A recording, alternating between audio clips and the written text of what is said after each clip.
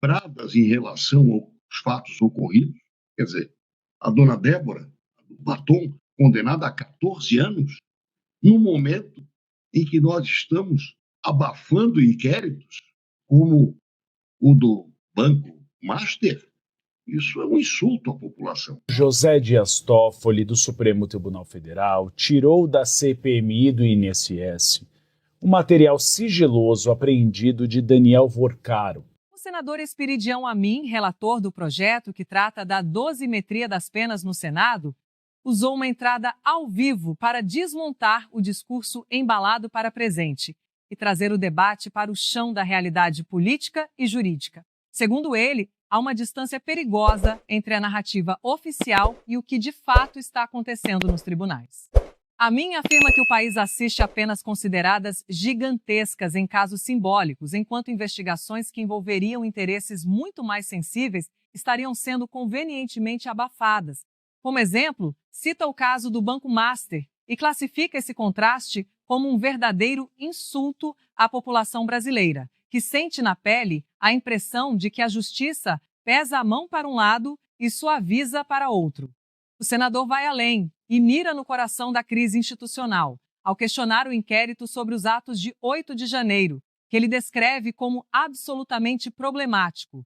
Ele lembra que, nesse processo, o próprio juiz teria aparecido simultaneamente como vítima, o que, na visão dele, fere a ideia básica de imparcialidade. Ao atacar também o inquérito 4.781, que classifica como uma espécie de inquisição prolongada, Amin reforça a crítica de que há um modelo de justiça de exceção sendo naturalizado no país. Do ponto de vista político, o recado é duro. Quando um senador experiente diz em rede nacional que há investigações blindadas e outras hiperexpostas, ele está alimentando a sensação de duas balanças, uma para o cidadão comum e outra para quem tem conexão com o poder.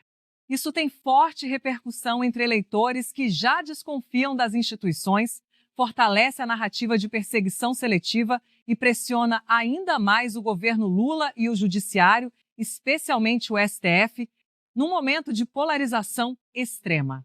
Senador, muito bom dia ao senhor. Quero começar perguntando sobre essa questão do texto, se de fato está, como está, sem nenhuma mudança, aberto a alcançar criminosos e beneficiá-los. Bom dia.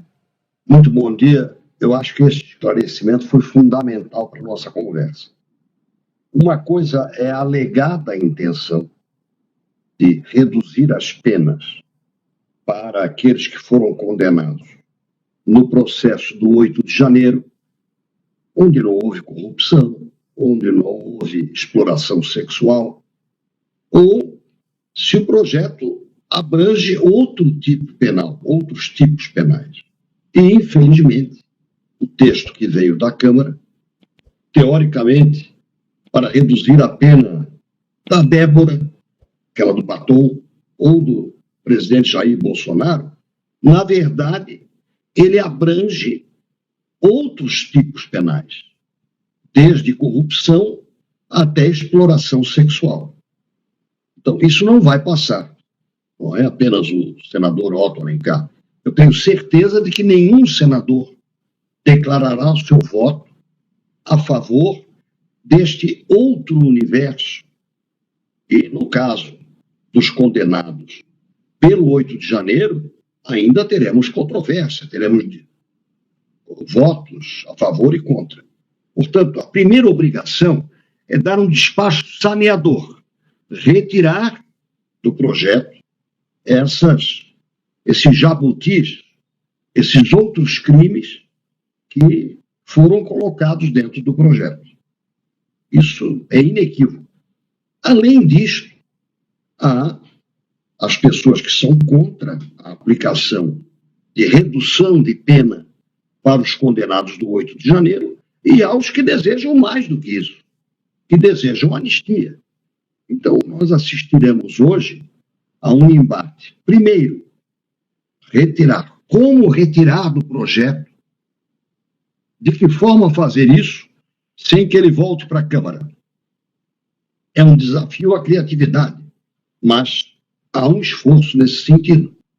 Segundo, é a ideia de um voto em separado, que o senador Alessandro Vieira, com todo o direito, pretende apresentar, porque ele é o relator do projeto de lei das facções. Portanto, nós estamos combatendo o crime organizado com o projeto de lei antifacções e, ao mesmo tempo, abrindo brechas para que o crime organizado seja beneficiado em função do desejo de ajudar os condenados pelo controvertido processo do 8 de janeiro.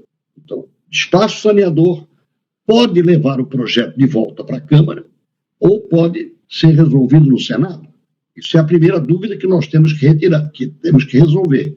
E durante o debate que teremos hoje, amanhã, até quarta-feira, conduzir o assunto, que está sendo pressionado pelas ruas, aos que são contra a dosimetria, a redução de penas propriamente dita, e aos que querem mais, que é a anistia.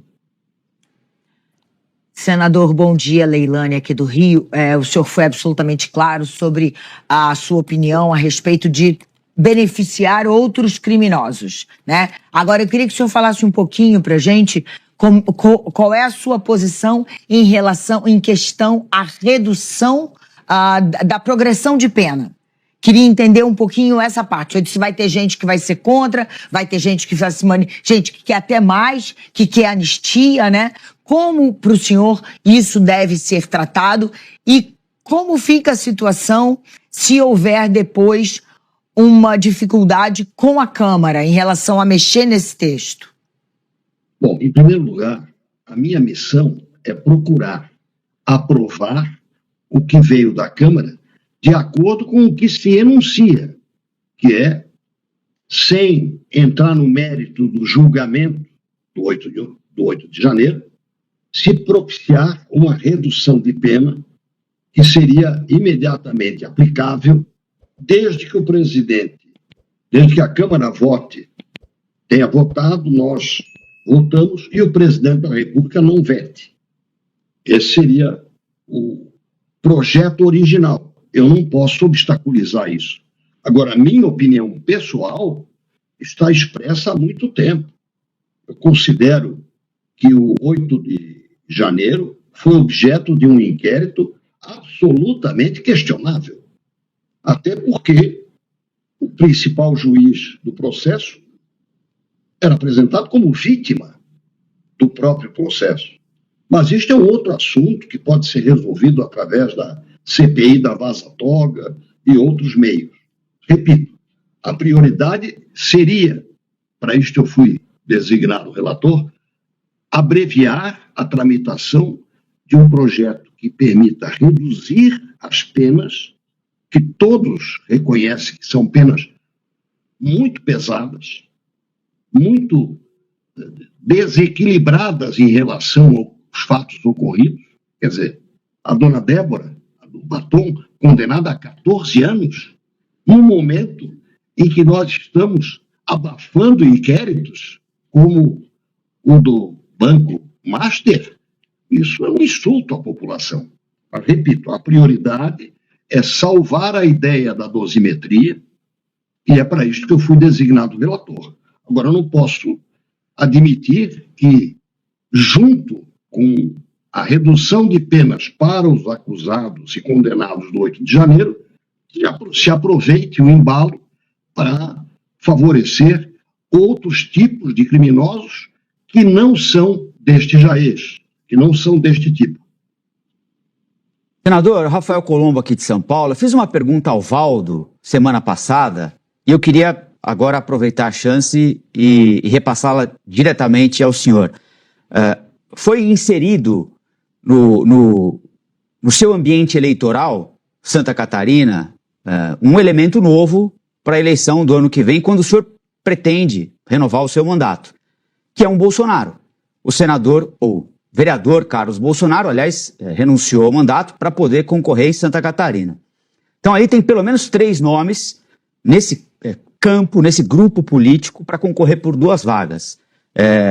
Isso de alguma maneira, passa pelo relatório, pela avaliação que o senhor faz desse processo todo? Eu asseguro que não. A questão da eleição de 2026 vai ser resolvida pelos partidos, pelas coligações e pelo eleitor. Eu estou absolutamente sereno quanto a isso. Senador Espírito de Amin, Valdo Cruz, bom dia, obrigado pela sua presença aqui conosco. Seguindo na sequência da pergunta do Colombo, né? Esse problema lá que os bolsonaristas querem criar, não os bolsonaristas, a família Bolsonaro quer criar para Santa Catarina. À luz disso, né, insistindo nessa questão, o senhor acha que a pena de Jair Bolsonaro deveria ser reduzida para quanto? O que o senhor trabalha aí no seu relatório sobre a questão da progressão de penas para Jair Bolsonaro? A progressão de pena para cada um dos apenados no 8 de janeiro é uma matéria de execução penal.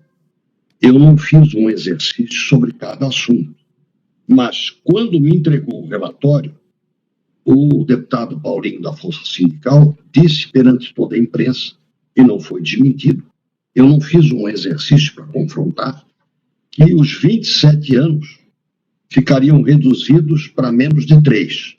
Eu não estou endossando isso, mas estou dizendo que isso é a proposta que seria defendida e aprovada na Câmara.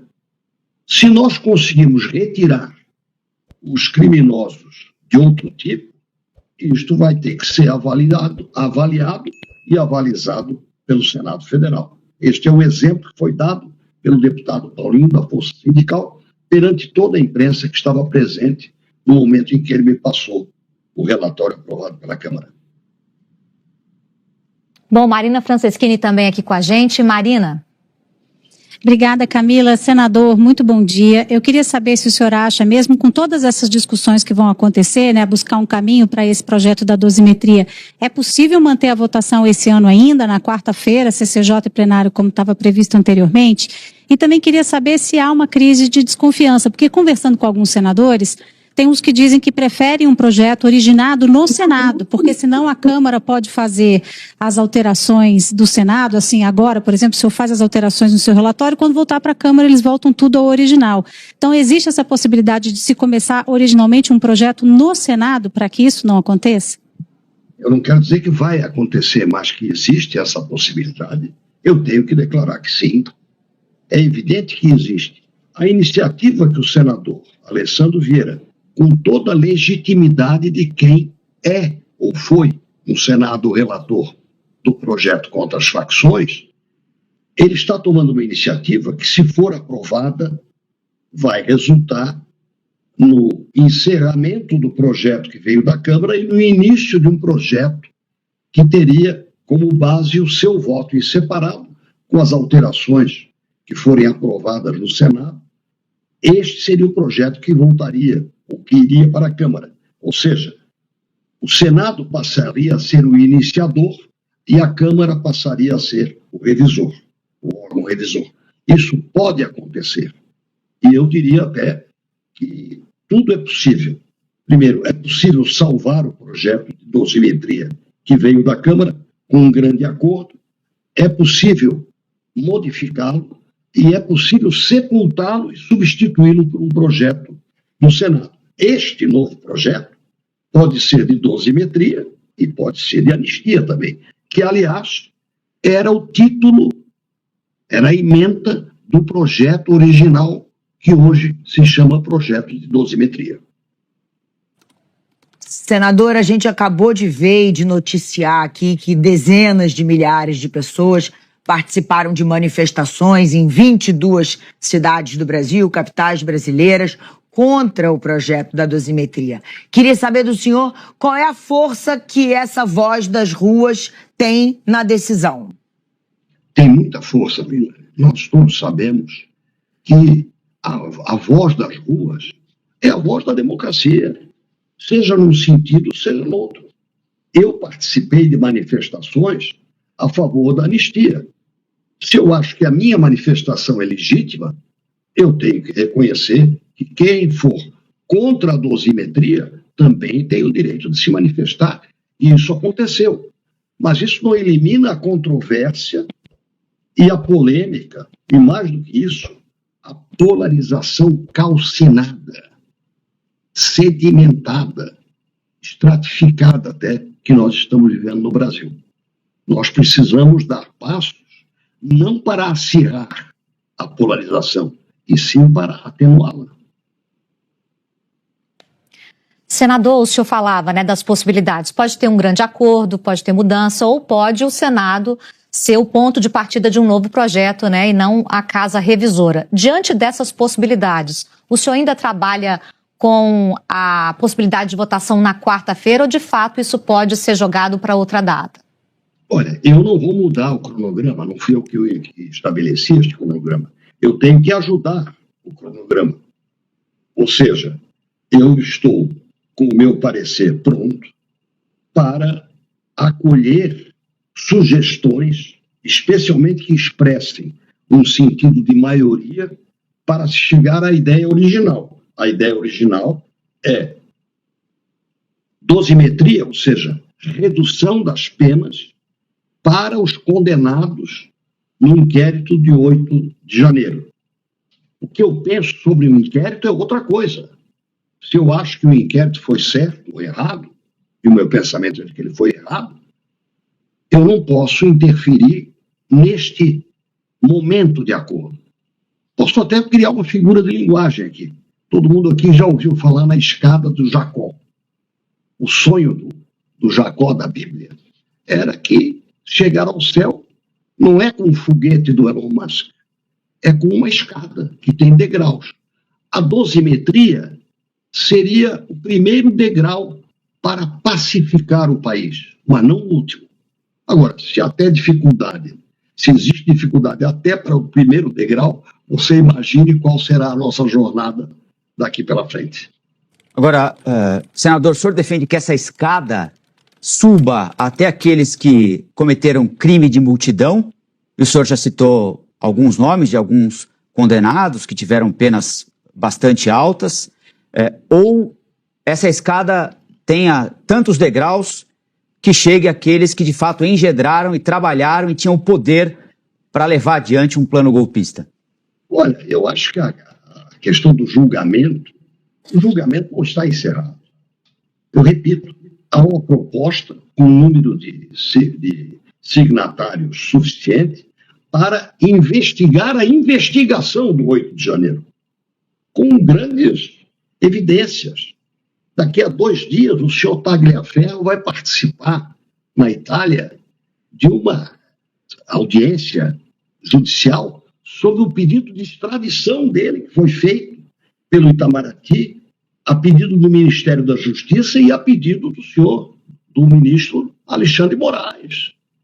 Nós queremos ouvir o que ele vai dizer e os documentos que ele tem a apresentar sobre o inquérito do 8 de janeiro.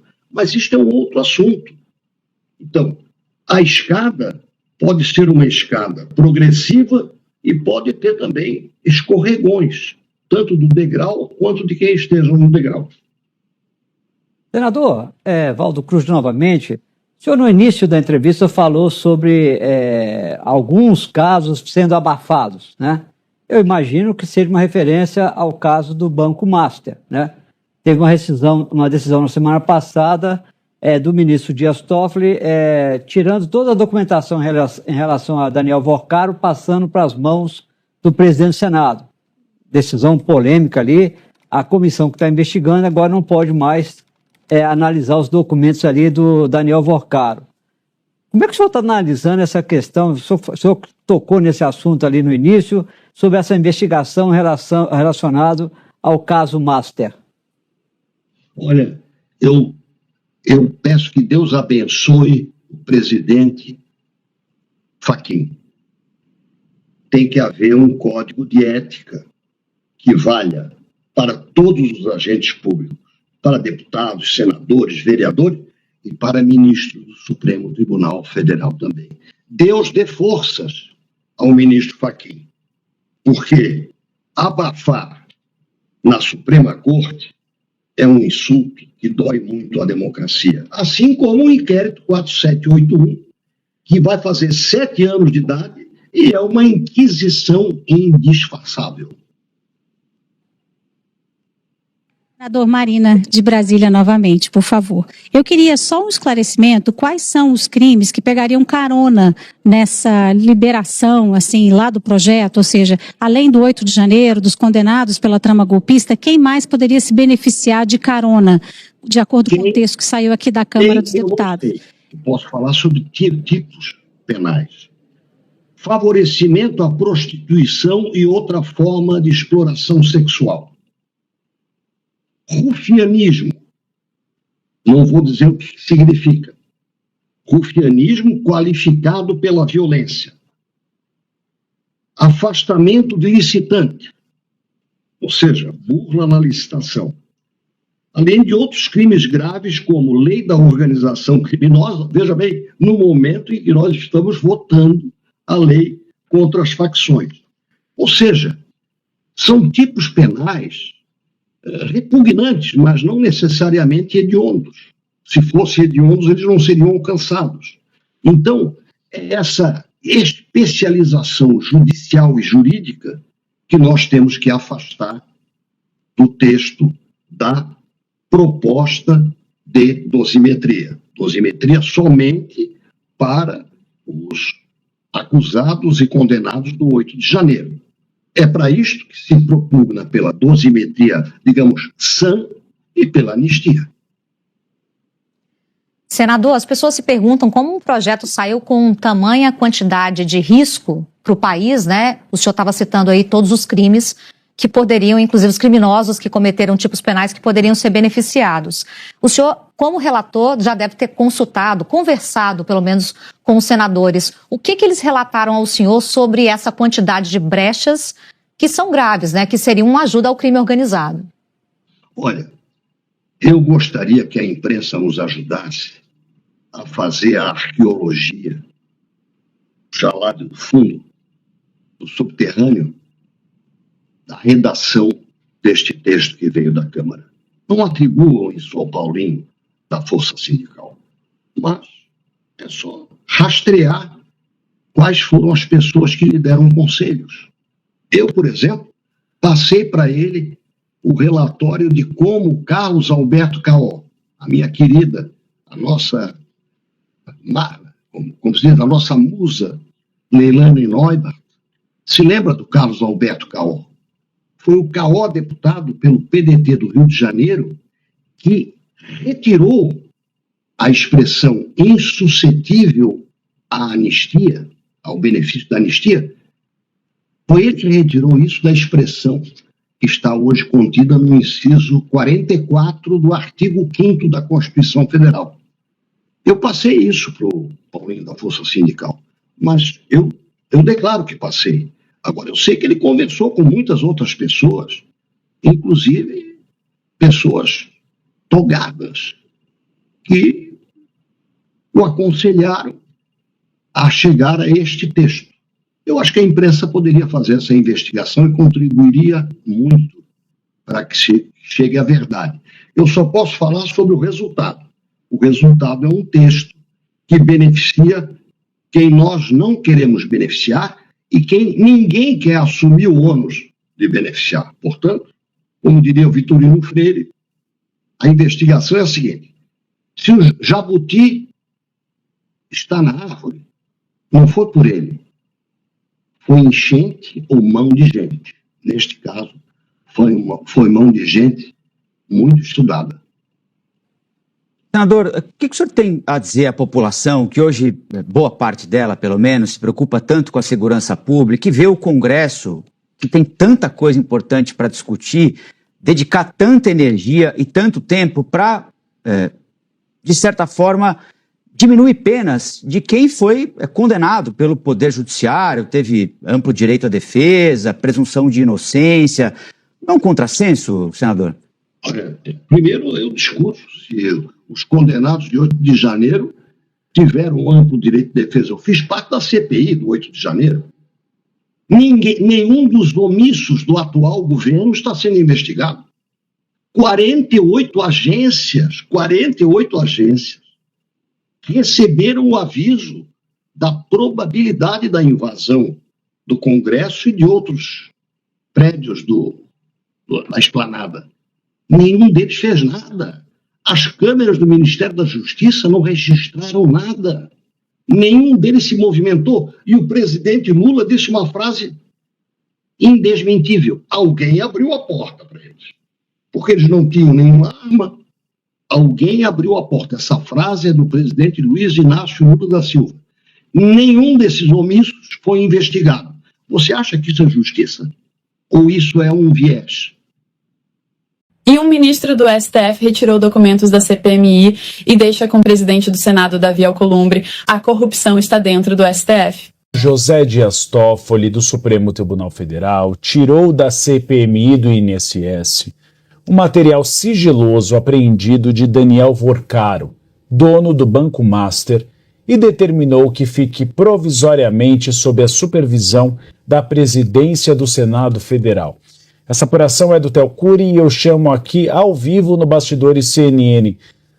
Theo, tem havido aí um movimento bastante criticável e está sendo criticado para tentar proteger uma figura que tem uma relação muito grande com o Supremo Tribunal Federal e com o Senado Federal.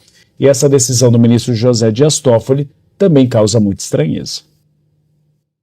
A decisão foi criticada por alguns atores, de fato, Uribe. Primeiro porque o ministro Dias Toffoli ele concentrou no gabinete dele toda essa investigação que transitava e tramitava ali na primeira instância. Ele concentra essa investigação no gabinete dele no Supremo Tribunal Federal, um caso que está em sigilo. Houve uma crítica por parte de investigadores, enfim, de quem acompanha de perto esse caso, avaliando que ele travava o andamento das investigações. No meio do caminho, houve na sexta-feira uma decisão sigilosa do ministro Dias Toffoli, em que ele, primeiro, nega o pedido feito pela defesa de Vorcaro de anulação das quebras de sigilo telemático, sigilo bancário e sigilo fiscal dele, do executivo dono do Banco Master.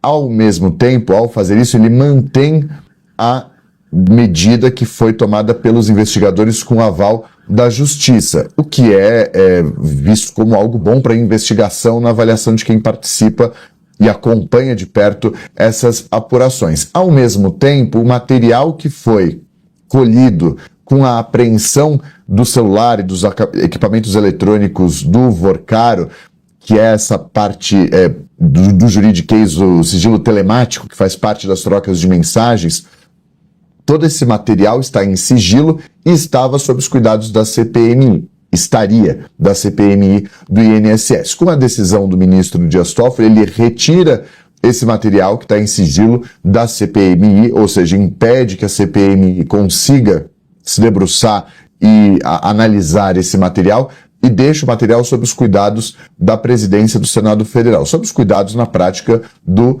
senador Davi Alcolumbre, presidente do Senado, até que o... Hoje é segunda-feira, domingo para segunda-feira, né? São uma hora da manhã. E eu estou aqui, todo mundo sabe, que eu tenho um especial no SBT,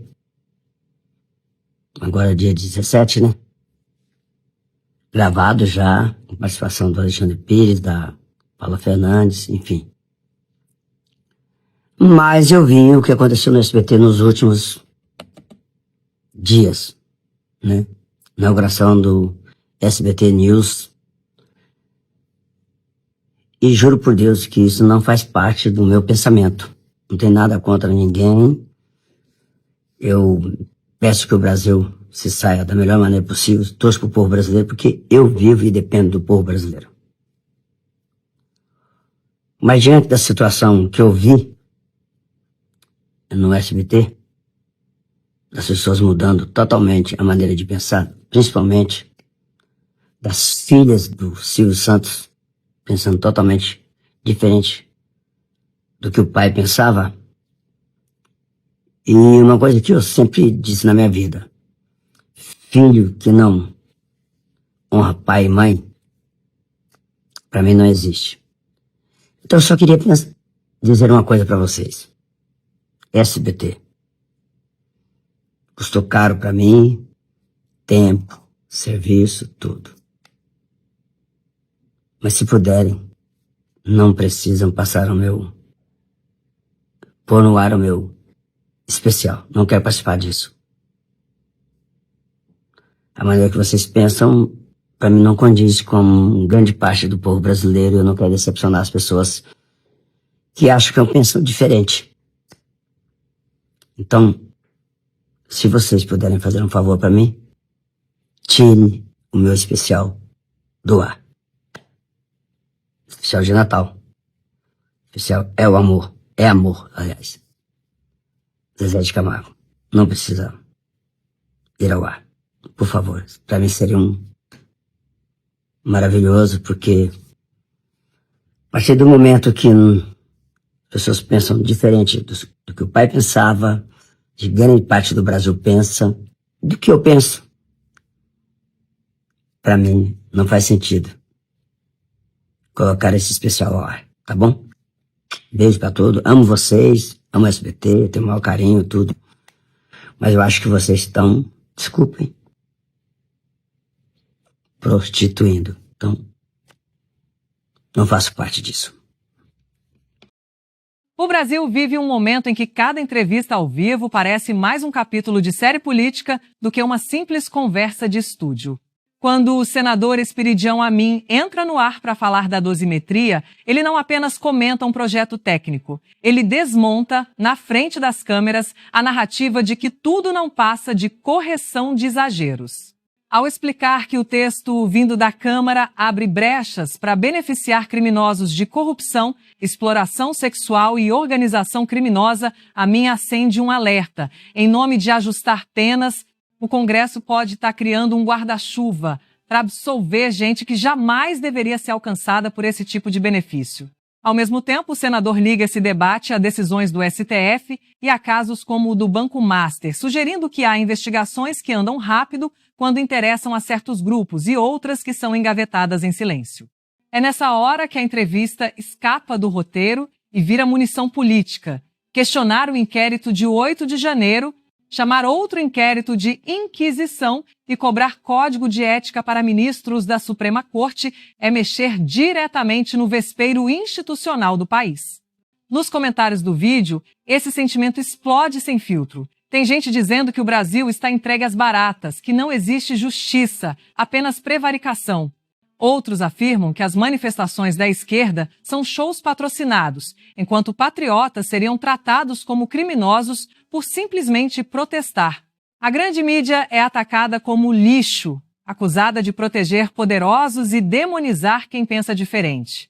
Quando, nesse cenário, surge a fala de Zezé de Camargo pedindo que seu especial não seja exibido pelo SBT, o debate transborda da política para a cultura. Um artista com forte ligação popular diz, na prática, não quero minha imagem associada a uma linha editorial que não representa o que grande parte do povo pensa. Isso reforça a sensação de rompimento entre uma parcela expressiva do público e os grandes veículos tradicionais. É nesse caldo de indignação, suspeita e sensação de injustiça que conteúdos como esse ganham tanta força.